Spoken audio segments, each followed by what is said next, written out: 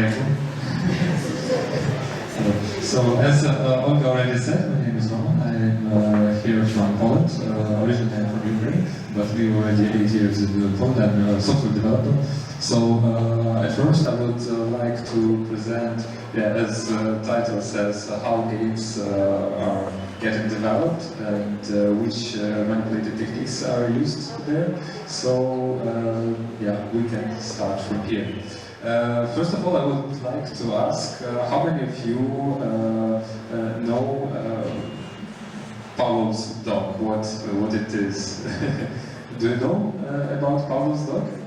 Like Pavlov is a scientist who was actually learning about some patterns in psychology, and just wanted to ask you to follow my presentation carefully and find out the point where we most close to the position of his dog. So, first of all, talking about patterns, there is a good question. What's the difference between habit and addiction? Any ideas? It is a usual work to do with addiction. You can do this work without taking the same habit. Yeah, so basically, habit is something that you do, so it's a sequence of actions. Oh, maybe another hand there. Yeah, so maybe before I will continue, maybe another participant would say his word. Yes, the habit with passion, the addict with no passion. So, okay. So you do it for just filling something empty, new for the addiction. The habit, you do it for you love it, passion for it. Okay, nice one. Thanks. I think a habit is something you do routinely, but if you stop, it won't affect your daily life. However, an addiction is something that you cannot stop, because if you do, it will consequently affect your daily life. Yeah, like that one. Thank you very much. So indeed, habit is the sequence of actions that you can do without thinking, right? So you just felt like doing it, and you're already doing it, right?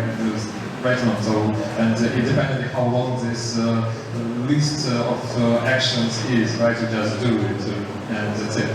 So the addiction is the idea that burns out all of others. So you cannot think about anything other than this obsession that is dominates you. So this is the difference, and basically there is the common problem that all the businesses were solving all over the time, how to tie their consumers to their product stronger and stronger. So this became possible because we live in maybe another world. So the knowledge of human right now in consumer society is working against us to make profit for companies. Yeah, so they use knowledge of human psychology. They used to make more money, right? And here is a nice study from the book of Nir Alec and Ryan Hover. It is called The Hook, and they presented a nice pattern in their book, the Hook model, which is split into 4 parts, trigger, action, variable, reward, and investment. And then it becomes a closed loop. And if at the first you need to trigger like this addiction like artificially, then you make your customer, in our case, let's apply it to our gamers, you make your gamer to go through next few actions to make this trigger internal, then the gamer or the customer, it applies to both cases, will trigger the circle again and again and again. It will be spinning eternally, and you have like eternal source of income for your company, right? So this is how our nowadays business working. It is the same as games. Games is also a business, so it's all about money in our consumer society. This is the world we live in right now, right? So, triggers. So first step is trigger, and how it looks like in games. Okay, here I also applied a different image for it, so it did look like as our today's meeting logo. If you remember, there was a roll-up with eternity sign, so yeah, I thought it would be really nice. So, I don't know whether video will hold up here, it looks like not, so I will launch it manually by myself.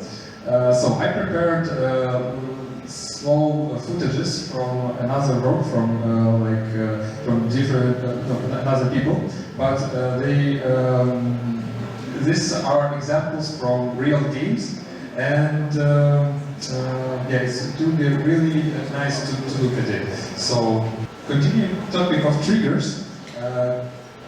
When we were looking at the model, first you use artificial triggers from outside.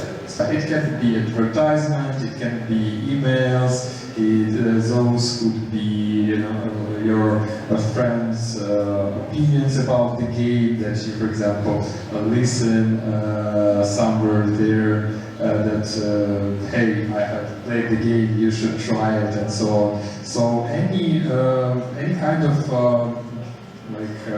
advertisement is good, and the main goal of this trigger is like to push you to do the action, the next step, right? So just go and try it. Like you have just simple ads, for example, on TV, right? It advises you, come on, download and play it here. If you have a mobile phone, you just have notification, for example, or you look YouTube video with your, I don't know, favorite musicians, or maybe you look some news on YouTube, and here you have your ads that trying to trigger you to do an action, like to start playing. So the simplest it is, the better it would go. And a lot of companies, they are actually spend a lot of money on studying how to do it more efficiently. Like they invite celebrities to promote their game, and so on and so on. There might be forums, or maybe viral movies, like short movies. There might be, as here you can see Steam, right? So it is a platform for games where you can learn, speak with other participants, and everything about the games. And it also will be a place for triggers, right? So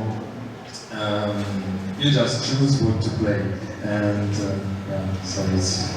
So, and also even like shortcuts on your desktop, they are also triggers, but you put them there by yourself, and you see them all the time. You switch your laptop, and you like trigger yourself already. So you will let those brands, you invited them in your life. So this is how triggers looks like and how they work. And of course, there's a lot of such platforms. It's not a problem.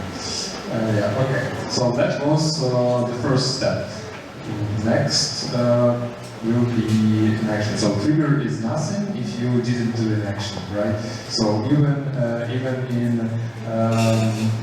in advertisement, you have some indicators whether your campaign is good or not.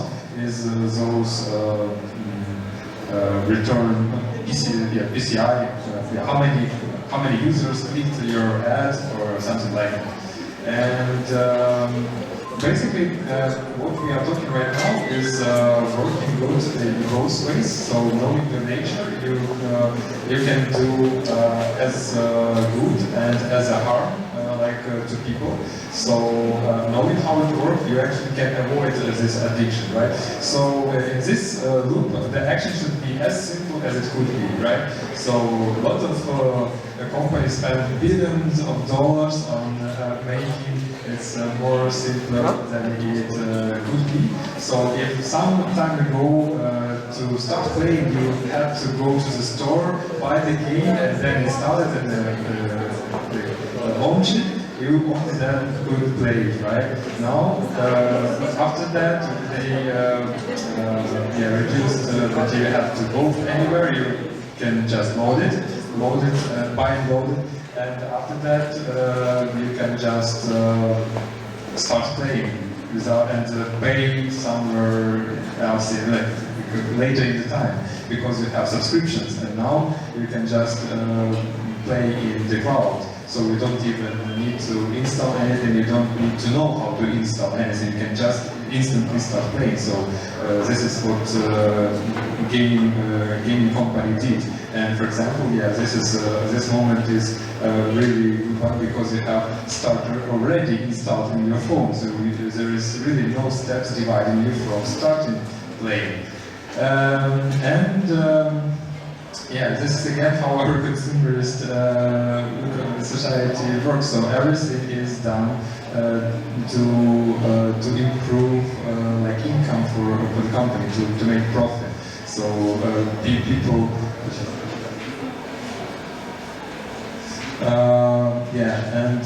You can imagine how many people were working on those methods of involving people into gaming.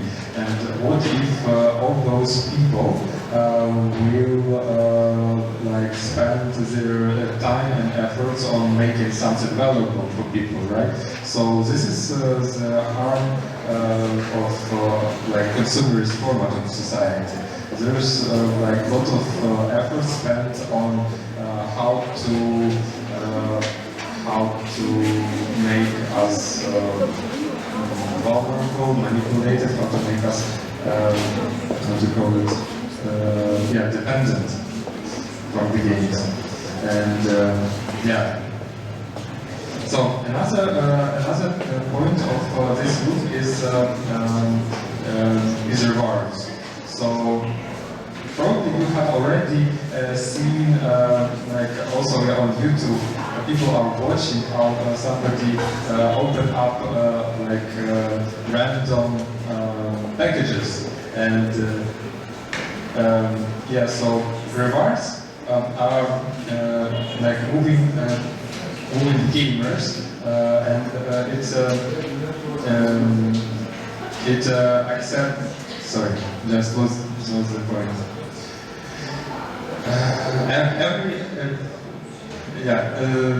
Generally, the main thing that you should know about rewards, every action should have a reward to make it strong, right? So the loop will be vital. Every action should be rewarded, and that is where every game is designed to work. It's not so every game can only make itself stronger to tide you up by rewarded actions.